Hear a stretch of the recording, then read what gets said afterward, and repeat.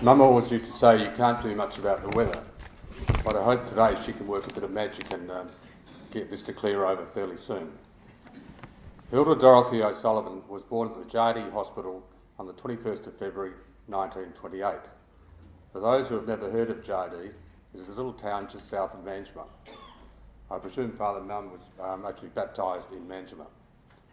Mum was the second child of Kathleen and Michael Kilrain.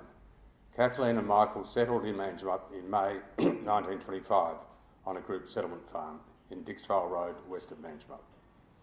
In May 2015, the extended family celebrated the 90th anniversary of their arrival out on the farm, which is now considerably larger and very different to what it was like when they arrived.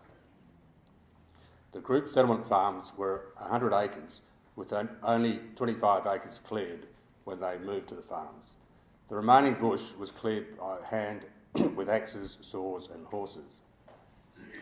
Mum was one of 6 children: Mary, Hilda, Pat, Nora, Michael and John.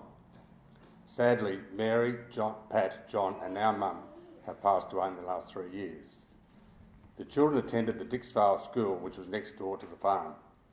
The school had about 30 students, with one teacher in a single classroom. Although life was pretty tough with no mod cons, the children had a very happy childhood, playing amongst themselves and with the neighbouring children and doing jobs around the farm. My favourite job was always picking up sticks and rocks.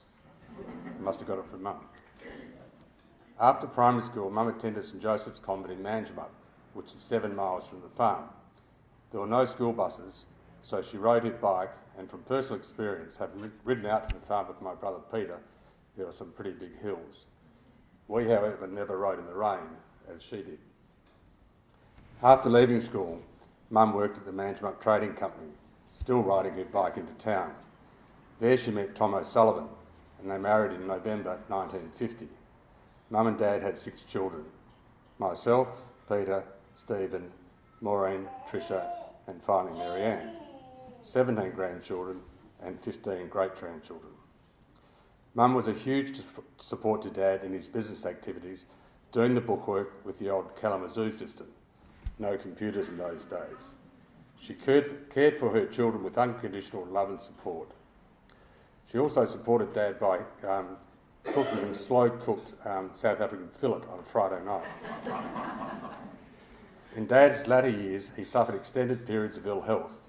At one stage, he spent a stint of 8 months in Sir Charles Gardner Hospital, and after that, Mum cared for him at home, here in the village, until his death in 2001. Mum's care for people extended far beyond her family. In the mid-50s to mid-60s, with 4 small young children, Mum and Dad hosted boys from Clontarf Boys Town who came and spent their Christmas holidays at our home.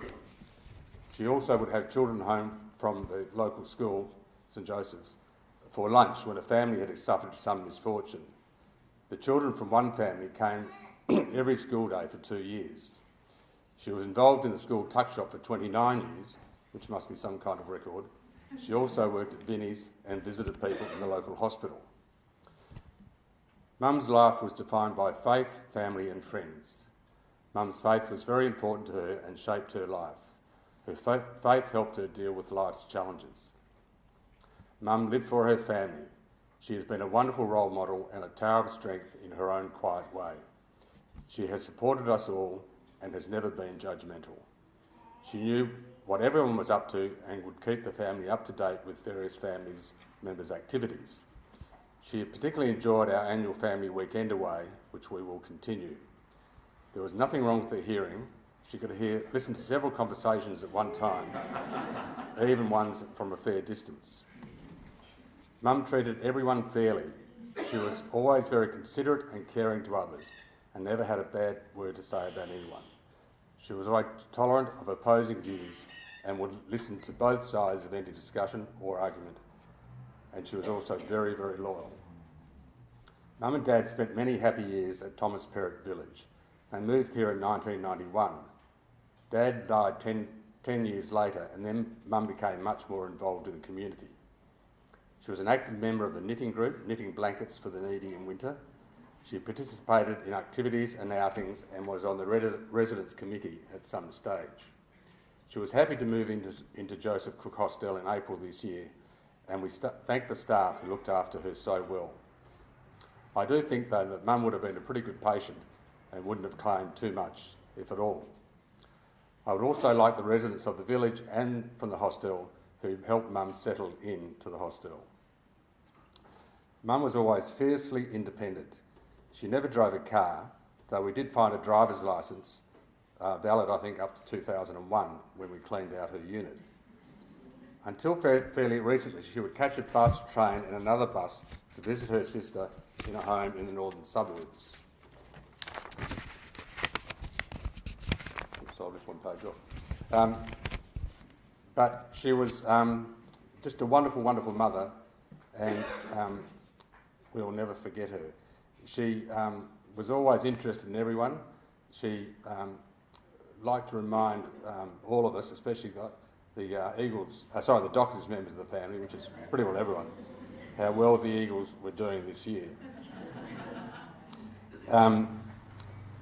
We were very, very lucky to have such a wonderful mother, and as Mum would say, we have so much to be thankful for. Thank you.